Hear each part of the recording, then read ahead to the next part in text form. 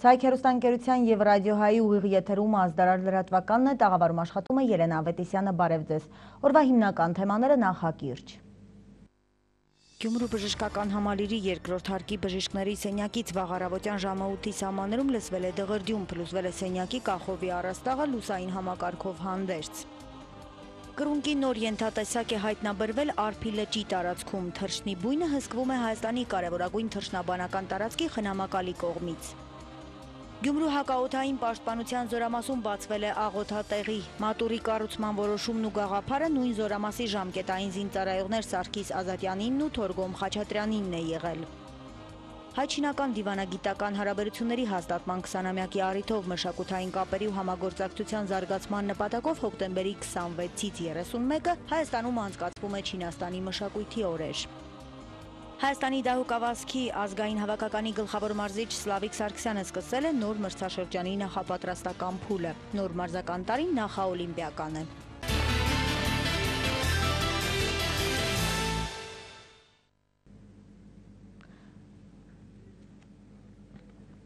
Դղրդյուն Գյումրու բժշկական համալիրի երկրորդ հարկի բժիշկների սենյակից։ Վախեցնող աղմուկը հիվանդներին ստիպել է մահճակալներից վեր թռչել ժամը 8-ի սահմաններում։ Շտապելով նշված տարածք, հիվանդներն ու բժիշկները կախովի առաստաղը լուսային համակարգով հանդերձ հայտնաբերել են փլուզված վիճակում։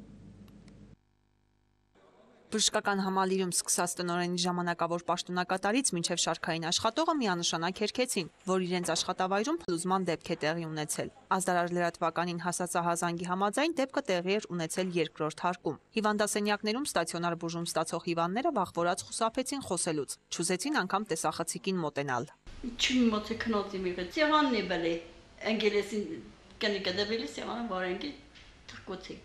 Աշխատակիցները եւս խուսափողական պատասխաններ էին տալիս, չմատնանշելով որևէ հստակ փաստ։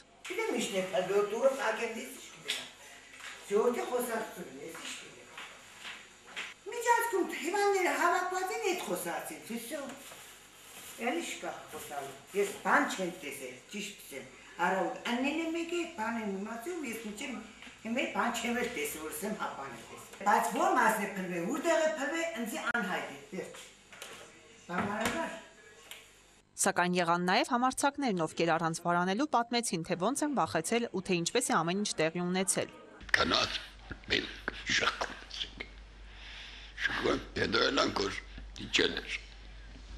Այդ ժամը քանիսի։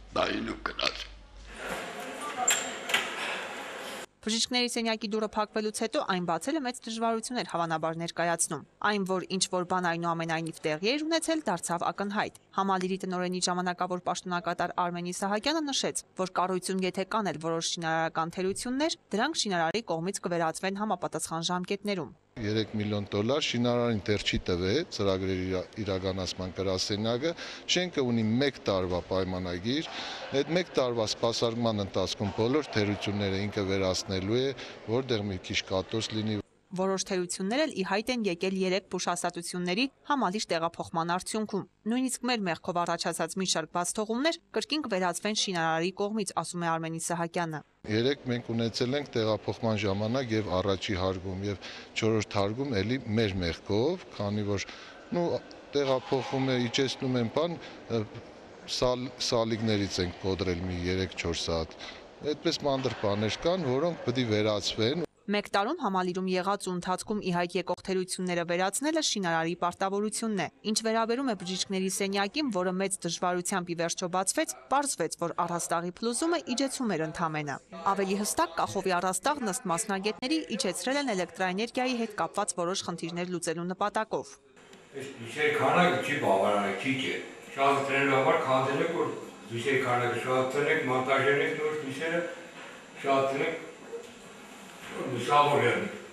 Կատարվածի արդիվ այլ բարձրաբանումներ էլ եղան, սակայն ոչ տեսախցիկի առաջ։ Եթե այս պատալոկը բելի, կառուճոկները ինքան, կառուճոկները նորի աղպա է պիտոնը, դի մենա վերև, սաղ մենք հանել ենք ու հաղպեժան, ստեղ սոմ, հերիք չեն, որովհետև ստեղ շտեպ էներգիա ավելն է։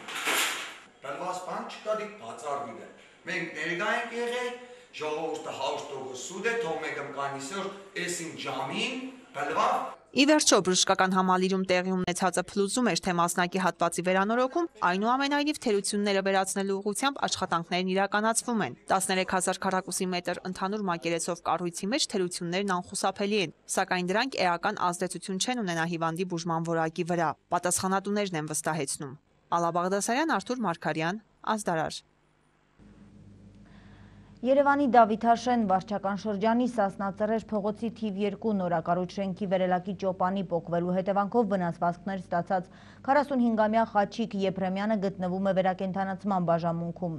Ավելի վաղ նա փայծաղի վիրահատության էր ենթարկվել, նրա վիճակը բժիշկները գնահատում են կայուն ծանր։ Ինչպես Armenpress-ին տեղեկացրել են Արմենիա բժշկական կենտրոնից, մյուս տուժածին 60-ամյա Գևորգ Սաֆարյանին տեղափոխել են վիրաբուժական բաժանմունք, իսկ Խանջան 20 հասցեում կիսակառույցի փլուզման հետևանքով տուժածներից մեկի վիճակը դեռևս գնահատվում է կայուն ծանր։ Նա գտնվում է Սուրբ Գրիգոր Լուսավորիչ բժշկական կենտրոնի վերակենդանացման բաժանմունքի մասնագետների հսկողության ներքո։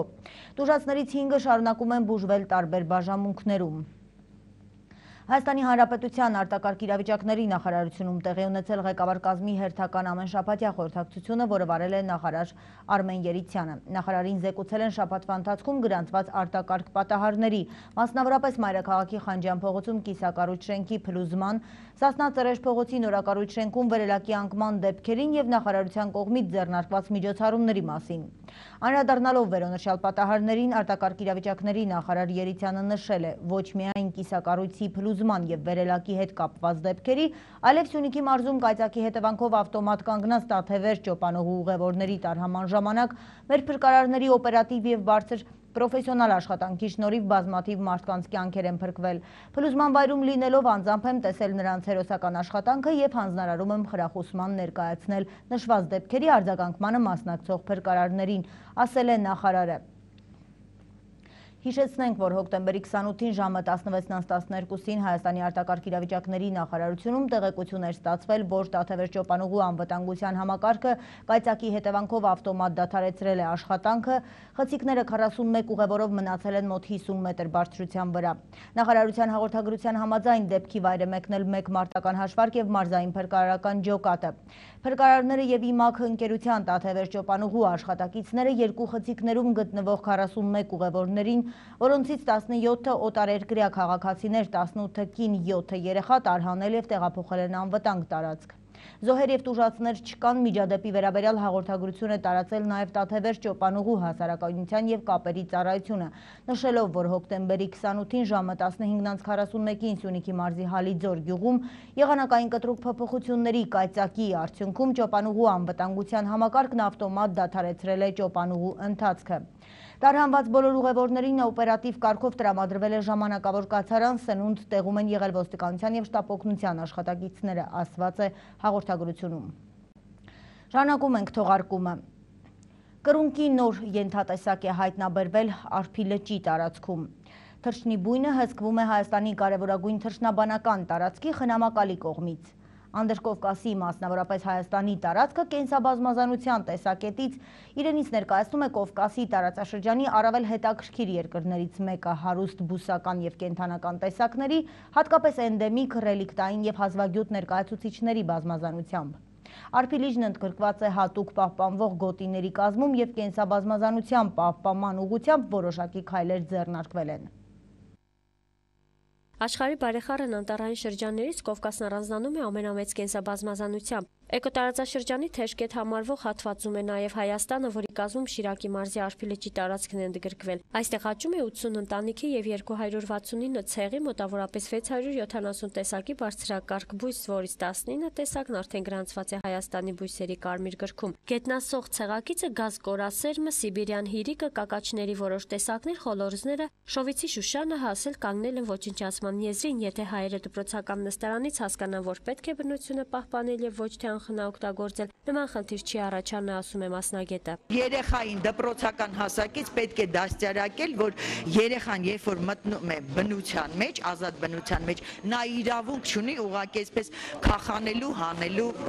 բույսը իր արմատներից պոկելու։ Մարզի բնապահպանների կարծիքով բույսերի գոյությունը վտանգում են հատկապես չկանոնակարգված արածեցումները։ Շատերը սրա այդ սակայն համակարծիք չեն ու պնդում են, որ դա էական նշանակություն չունի, քանի որ չկան արգելոցային համարվող ու չհսկվող տարածքներ, ոչ կենդանիներն են խանգարող հանգամանք, ոչ մարդիկ։ Ազգային պարկի 45%-ից ավել արգելոցային գոտի է, այսինքն դա համապատասխանում է միջազգային ստանդարտներին։ Արփի լճի տարածքում հայտնաբերվել է բզեզի 329, թիթեռի 27 եւ ճպուրի 13 տեսակ, այստեղ է ապրում նաեւ բնության պահպանության միջազգային միության կարմիր ցուցակում, Բեռնի կոնվենցիայում եւ Հայաստանի Հանրապետության կարմիր գրքում գրանցված այրոն կապտաթիթեռը, սողունների համար սա եւս պահպանման գոտի է։ Բնակվում է Դարիևսկու իժը, հայկական մողեսը։ Արփի լճ ազգային պարկի բնակիչներն են նաեւ Գիշանգը, Տափաստանային ճուրակը, Բվեճը քաղաքային ծիծեռնակը։ Այստեղ հայտնաբերվել է Հայաստանում հազվադեպ հանդիպող սևարագիլի բներից մեկը, բացահայտումները սակայն սրանով չեն եզրափակվել։ Հայաստանի կարևորագույն թռչնաբանական տարածքի խնամակալ Շաքր Ղազարյանը հպարտանալու առիթ ունի, հայտնաբերել է լճում բնակվող կռունկի նոր տեսակ, որը կոչվել է նաև Արշիբալդի, շատ նման է մոխրագույն կռունկին։ Այնտեղ տարբերվում է սովորական մոխրագույն կռունկից, ուրեմն կարմիր գլխարկ ոնց որ ասված է, կարմիրը շլյապկան չունի մեր մոդի Արշիբալդին եւ աչքը տեղին է, տեղնավուն։ Իսկ մոխրագույնը կարմրավուն է աչքը։ Նոր կռունկն այստեղ դեռ երկու բույն ունի եւ գտնվում է ամենօրյա հսկողության տակ, հատկապես վտանգավոր է համարվում որսաշրջանը։ Մի թեթև կարագոց թեկուս հերվից, ուրեմն արդեն որսորդները տեղում են, տարածքում են կամ մոտակայքում են։ Այդ ժամանակ արդեն կերտանք ճամփի եզրի հետ է երևացող տեղը, նաև իմ տնից կերևա։ Հենց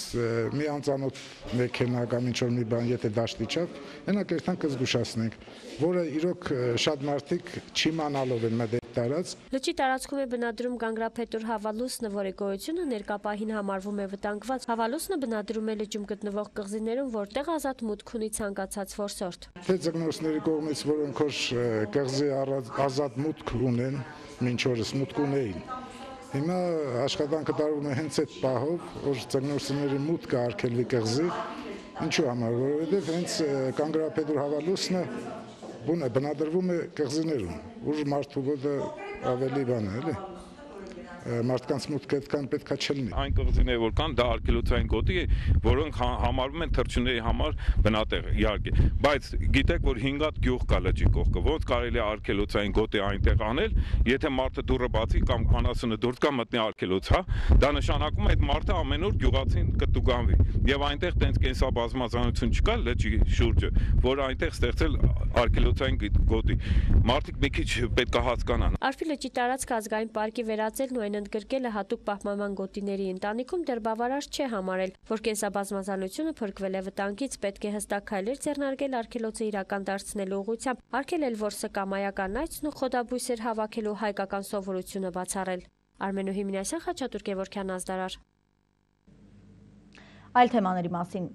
Այն տեսքով եւ մոտեցումներով, որ Հայաստանի Հանրապետության ազգային ժողովին ներկայացվել է Հայաստանի Հանրապետության 2013 թվականի պետական բյուջեի նախագիծը, անընդունելի է ազգային ժողովի Բարգավաճ Հայաստան խմբակցության համար։ Այդ մասին այսօր հոկտեմբերի 29-ին լրագրողների հետ հանդիպման ժամանակ հայտարարել է ԲՀԿ-ական պատգամավոր Միքայել Մելքումյանը, բայց դեռ վերջնական որոշում չի կայացվել։ Վաղը սկսում են խորհրդարանական քննարկումները, եթե արմատական փոփոխություններ կատարվեն, մեր վերաբերմունքը լիագումար նիստի ժամանակ կփոխենք, բայց այս տեսքով դեմ ենք, ասել է Մելքումյանը։ Նա կասկածի տակ է դրել կառավարության կանխատեսման ունակությունները։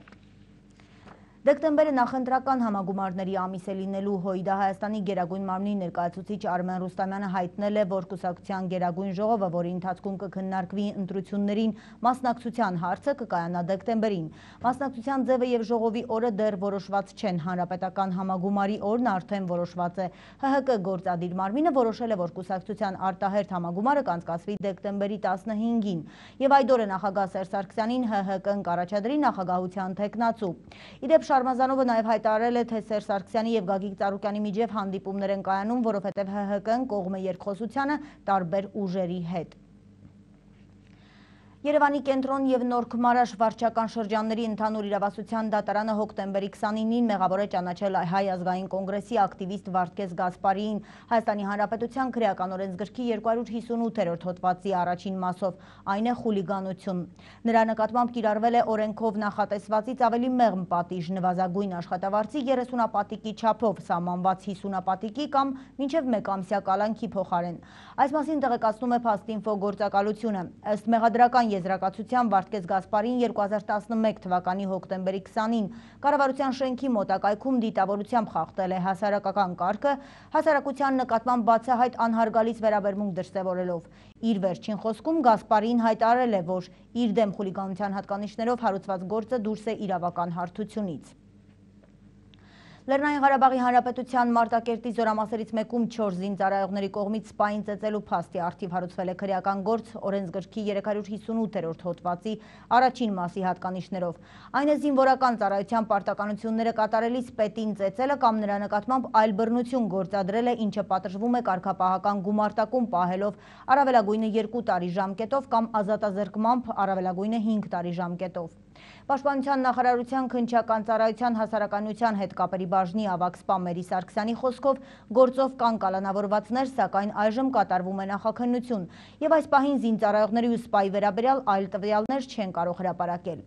Շրջանառվող լուրերի համաձայն սպան լսել է զինծառայողների խոսակցությունն իր հասցեին եւ սկսել հայհոյել նրանց, ինչի համար էլ զինծառայողները ծեծել են սպային։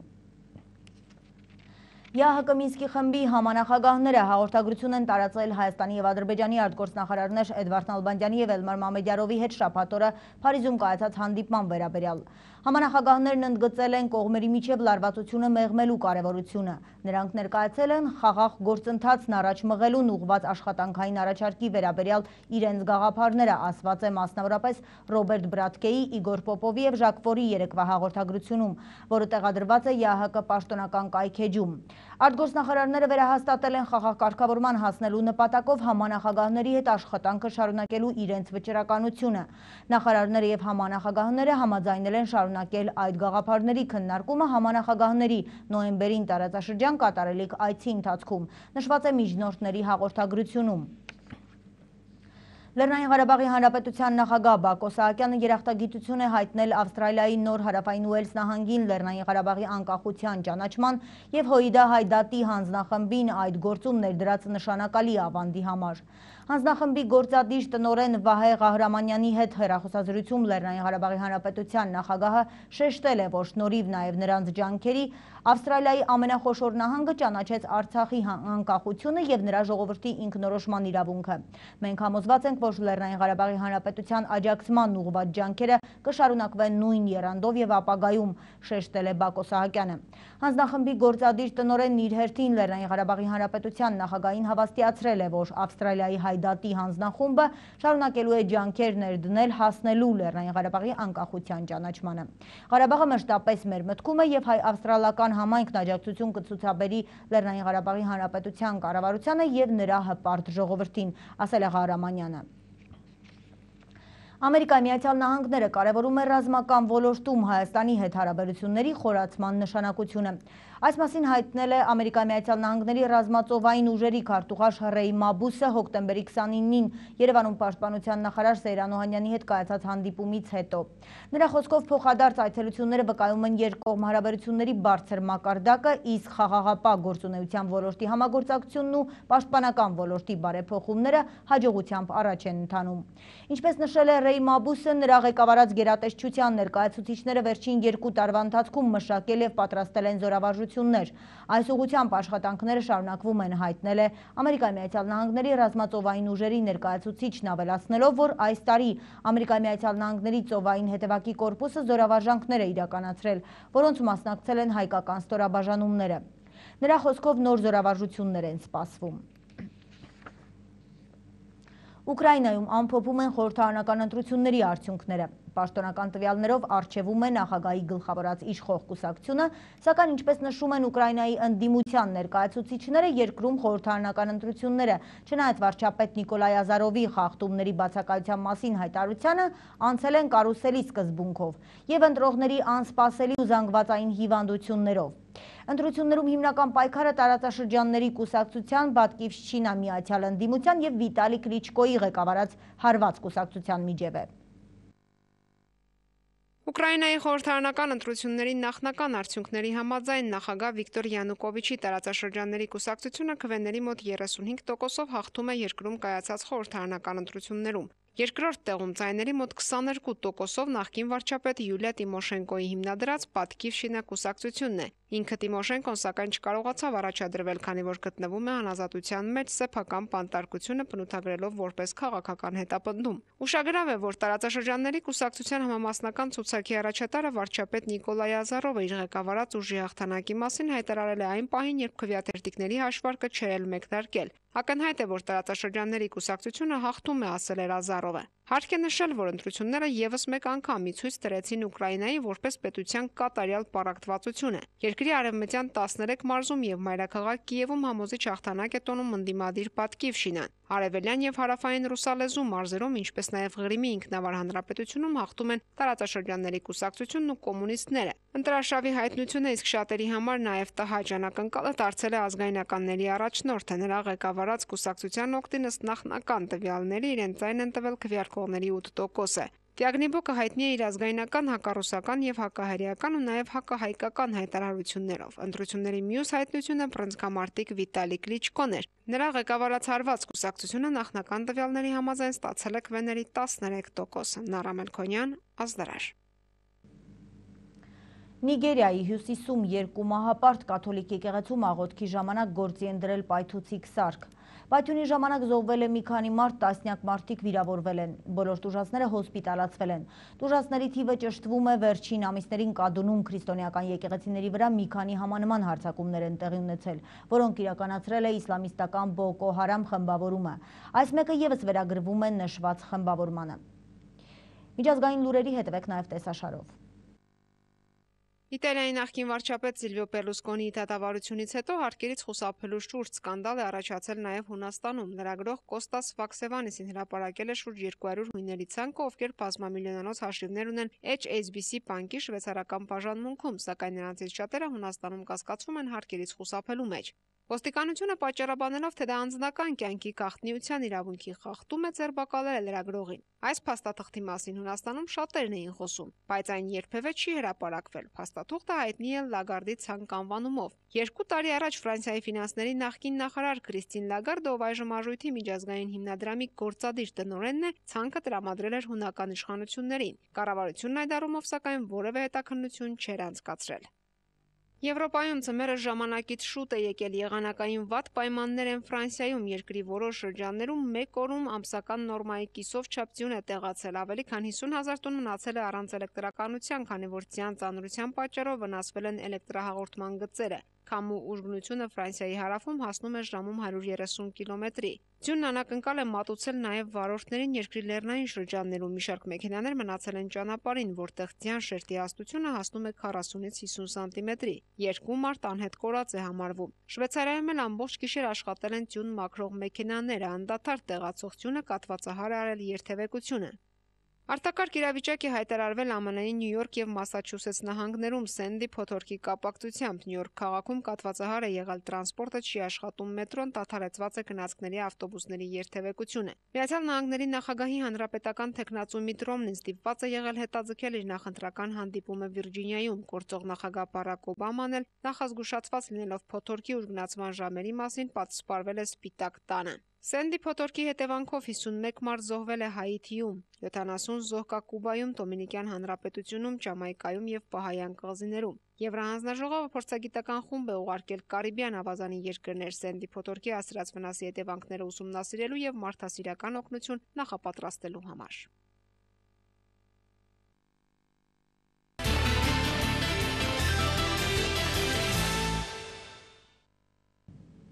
Վերադառնանք տեղի թեմաներին։ Հայազգի գոյության հիմնակարը քրիստոնեական արժեքների պահպանումն ու անընդհատ քարոզումն է։ Առաջնորդվելով այս գաղափարով Գյումրիում տեղակայված հայկական զորամասում զինվորների նախաձեռնությամբ բացվել է մատուռ, տեղադրվել է օծված խաչը։ Կազմակերպված արարողությանը ներկա է եղել սպայական անձնակազմը, զինծառայողների ծնողները, նաև հյուրեր հանրապետության այլ մարզերից։ Գյումրու հակաօդային պաշտպանության զորամասում մեծ շուկով բացվեց հերթական աղոթատեղին։ Մատուռի կառուցման որոշումն ու գաղափարը նույն զորամասի ժամկետային զինծառայողներ Սարգիս Ազատյանինն ու Թորկոմ Խաչատրյանինն է եղել։ Նրանց նպատակն է եղել զորամասում ունենալ աղոթատեղի։ Մի քիչ դժվարությունները, բայց հասանք մեր նպատակին, կառուցեցինք այն։ Եվ հիմա մեր զորամասում զինվորները յուրաքանչյուր ոք, թե լինի սպա, թե շարքային, թե սերժանտ զինծառայող, բոլորն այդ հնարավորությունն են ամեն առավոտ ոնվարել եւ աղոթել, որպեսզի բարեհաջող անցնի ծառայությունը։ Այս մատուռի կառուցման աշխատանքները մեկնարկել են 2012 թվականի ապրիլ ամսից։ Զորամասի բոլոր զինծառայողները ջանք ու եռանդ չխնայելով մասնակցել են շինաշխատանքներին։ Ֆինանսական խնդիրը հիմնականում հոգացել են Սարգսի ու Թորկոմի ծնողները։ Այլ աջակիցներ եւս եղել են։ Տղաս ծառայում այս զորամասում, իրանք ընկերներով որոշել են, չգիտեմ, մտահղացում եղել է իրանց, որ ասես բան են ուզում անեն։ Դրանց դիմել են, ասել եմ, եթե ինչ-որ բանի պետք կնի, կօգնեմ ձեզ, ու օգնել եմ էլի, բայց իրանք են սարքել։ Շատ չէ, որոշ բաներով ենք օգնում, մնացած իրանք են արել։ Մատուռն անվանվել է Սուրբ Սարգիս Զորավարի անունով։ Մատուռն ու խաչը օծեց եւ օրհնեց Տեր Վրտանես եպիսկոպոս Աբրահամյանը, ձեռամբ հայ առաքելական եկեղեցու Շիրակի թեմի առաջնորդ Միքայել եպիսկոպոս Աճապահյանի։ Եվ սրբեսի թագն խաչիս Սուրբ Սարգիս եկեղեցվո։ Արարողությունից հետո սպայական կազմի ղեկավարությամբ զինծառայողները խաչը տեղադրեցին մատուռի գմբեթի վրա։ Սա ապացույցն է այն բանի, որ հայ զինվորը եղել եւ մնում է կարճած քրիստոնեական հավատքին եւ մոտ է կանգնած հայ առաքելական եկեղեցուն ու նրա պատմությանը։ Բանագայինները իրենք ի վիճակի չեն ամեն կիրակի եկեղեցի գնալու, ուրեմն եկեղեցին պիտի գա իրենց մոտ։ Եվ դրա համար անհրաժեշտ է յուրաքանչյուր զորամաս ունենա մեծ կամ փոքր, բայց ավելի լավ է մեծ։ Տեսա փոքր է, բայց ավելի լավ է ունենալ փոքր, քան չունենալ ընդհանրապես։ Այսօր ինձ համար մեծ հպարտություն է, որ տեսնում եմ, որ զինվորը իր ուսի վրա վերցրած սպահի առաջնորդությամբ խաչը բարձրացնում է։ Հայ զինվորը գտնվելով հայրենի օջախից հեռու Աստծո օրհնության եւ պաշտպանության մշտական կարիք ունի։ Սուրբ Սարգիս մատուռի շնորհիվ զինվորները իրենց աղոթքն այսուհետ կհղեն առ Աստված առանց զորամասից դուրս գալու։ Մեր ոգևոր հայրերը պետք է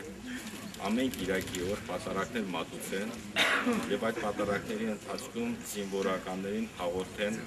Քրիստոսի մարմինը եւ ալյուն։ Մատուռի կողքին կանգնեցվել է նաև խաչքար նվիրված երկու բարերար զինծառայողների վաղամերիկ ընկերոջ հիշատակին 20-ամյա Խաչատուր Մելիքյանին, ով նույնպես իր մասնակցությունն է ունեցել մատուռի կառուցման աշխատանքներում։ Հարկ ենք տալիս Աստծուն, որ հնարավորություն ունեցանք այն մարդկանց շնորհիվ, ովքեր ջանք եռանդ չխնայեցին, անգամ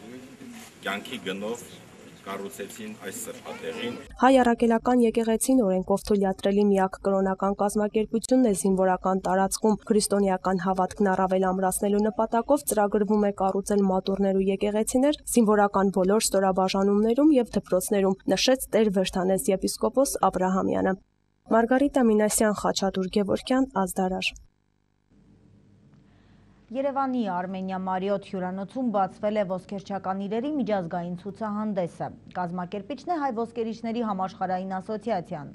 Ցուցահանդեսի անցկացումը համընկնում է Հայ ոսկերիչի ազգային օրվա հոկտեմբերի 28-ի եւ Հայ ոսկերիչների համաշխարհային ասոցիացիայի ստեղծման 15-ամյակի հետ։ Ցուցահանդեսի բացման արարողությանը մասնակցել է Հայաստանի Հանրապետության նախագահ Սերժ Սարգսյանը։ Ցուցահանդեսին մասնակցում է 60-ից ավելի ոսկերիչներ աշխարհի տարբեր երկրներից։ Ըստ Հայ ոսկերիչների համաշխարհային ասոցիացիայի ղեկավար Գագիկ Գևորգյանի, ոսկերչությունը Հայաստանում զարգացման մեծ պոտենցիալ ունի եւ արդեն հաջորդ տարվանից սպասվում է նոր աշխատատեղերի ստեղծում։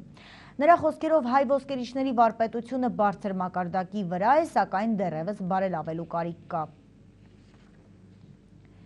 Չինաստանի մշակույթի նախարարությունը հայ-չինական դիվանագիտական հարաբերությունների հաստատման 20-ամյակի առիթով մշակութային կապերի ու համագործակցության զարգացման նպատակով հոկտեմբերի 26-ից 31-ը Հայաստանում անցկացնում է Չինաստանի մշակույթի օրեր։ որի շրջանակներում էլ Չինաստանից ժամանած պատվիրակությունը հանդես է եկել Գյումրու Վարդան Աճեմյանի անվան պետական դրամատիկական թատրոնում։ Գյումրիում ներկայանալու ցանկությունը եղել է չինական պատվիրակությանը, հանդիսատեսը ունկնդիր եւ ակնդիր է եղել չինական երկու պարին, ինչպես նաեւ ծանոթացել ծաղրածուական հմտություններին։ Ժուհայի Հանսեն արվեստի խումբը գյումրեցի հանդիսատեսին է ներկայացրել չինական ազգային պարն իր ստեղծագործությամբ, եզակիությամբ եւ ժամանակակից քաղաքակրթության յուրահատկությամբ։ Չինաստանի մշակույթի օրերը Հայաստանում ծրագրի շրջանակում ներառված են նաև այլ նախագծեր։ Անցկացվելու է նաև Մետաքսե ճանապարհը կերպարվեստում խորագիրը կրող ցուցահանդեսը։ Միջոցառմանը մասնակցելու է 100 նկարիչ։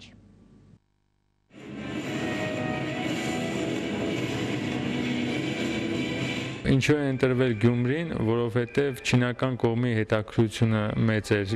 կոնկրետ Գյումրի քաղաքում իրականացնելու նման հրաշալի մի պարարվեստի խմբի հյուրախաղերը, Գյումրու մշակութասեր հասարակությանը էլ ավելի մոտիկից ծանոթացնելու չինական մշակույթի այս մի մասնիկին։ Այսօր ներկայացնելու ենք մեր արվեստի առանձնահատկությունները հայ հանդիսատեսին մեր ավանդական պարերի ու երգերի միջոցով։ Խումբը բավականին պատրաստվել է լսելով գյումրեցի խիստ հանդիսատեսի մասին։ Միայն նման միջոցառումները կապված դրսի աշխարհի հետ, կապված տարբեր ազգերի մշակույթների հետ, երևի մեր համակարգացիների համար շատ հետաքրքիր հոգեկան անցում կլինի։ Իհարկե մեր քաղաքը ունի մշակութային կյանք, բայց երբ նա առնչվում է օտար ազգերի մշակույթի հետ, համեմատական է դրվում եւ հպարտությունն է մեծանում։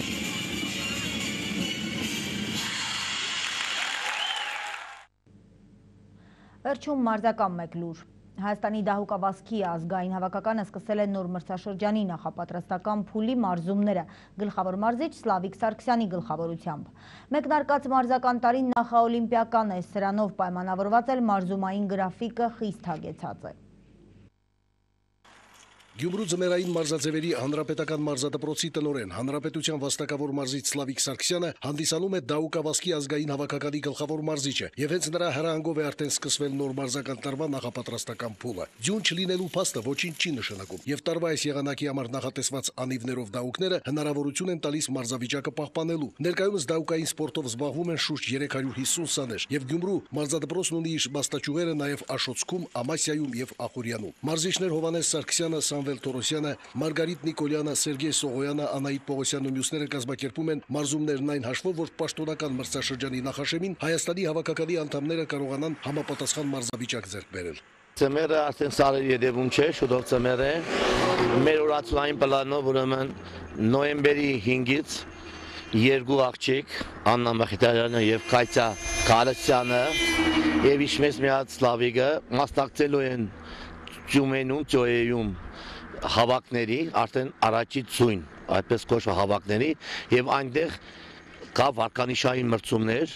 որը պետք է մասնակցեն վարկանիշային մրցումների ձեռք բերելով, ինչպես գիտեք, 14 թվականի օլիմպիական խաղերին Սոչիի անպայման այս տարի արդեն սկսվել է նոյեմբերից մինչև 14 թվականի հունվարի 11-ը վարկանիշային մրցումները։ Սլավիկ Սարգսյանը հպարտությամբ է նշում, որ իր ղեկավարած մարզադպրոցի սաներն են կազմում Հայաստանի դահուկավազքի հավաքականի կորիզը։ Այս մասնագետի շնորհիվ Հայաստանի պատվիրակությունը մասնակցել է ձմեռային 4 օլիմպիական խաղերի եւ 2014 թվականին Սոչիում հերթական անգամ կապահովի իր ներկայությունը։ Օլիմպիական խաղերի նախապատրաստվելու ժամանակ դեռ կա, իսկ ահա 2013 թվականին Ռումինիայում կայանալու է Եվրոպայի ձմեռային մարզաձևերի փառատոնը, եւ Շիրակի մարզի 3 պատվիրակներ Սլավիկ Սիմոնյանը, Աննա Մխիթարյանն ու Ռուզաննա Կարապետյանը կներկայացնեն մեր երկիրն այդ ստուգատեսում։ Միշտ մեր մարզադպրոցը տվել է օլիմպիական խաղերի մասնակիցներ, բայց արդեն մենք շատ մոդիկ ենք Սոչիի օլիմպիական խաղերը, ինչպես գիտեք, մենք ենք ապրում 1500-ից 2000 մետր բարձրության վրա, Սոչին էլ է գտնվում 2000 մետրի վրա, մենք ոչ թե միայն մասնակցելու համար ենք պատրաստվելու, այլ լավ մասնակցելու։ Մարզումների ավարտին Սլավիկ Սարգսյանը իր սաներից 3-ին Սամվել Թորոսյանին, Աննա Մխիթարյանին եւ Կատյա Գալստյանին հանձնեց սպորտի վարպետի վկայականներ։ Նա ներկաներին բացատրեց սպորտի վարպետի նորմալ լրացնելու դժվարությունները եւ կարեւորեց իր սաների նման արդյունքները, համոզմունք հայտնելով, որ Սամվելից, Աննայից եւ Կատյայից մեծ են սպասելիքները նոր մրցաշրջանում։ Միաժամանակ նշեց, որ յուրաքանչյուր պատանու եւ աղջկա համար մեծ պատիվ է պատանեկան օլիմպիական խաղերին մասնակցելը եւ մարզադպրոցի 3 սաներ արդեն ունեն նման փորձ։ Սամվել Աղանյան, Խաչատուր Գևորգյան, Ազդարար։ Այժմի նորություններն այսքանն էին, շարունակեք հետևել Ազդարարի հաջորդ թողարկումներին։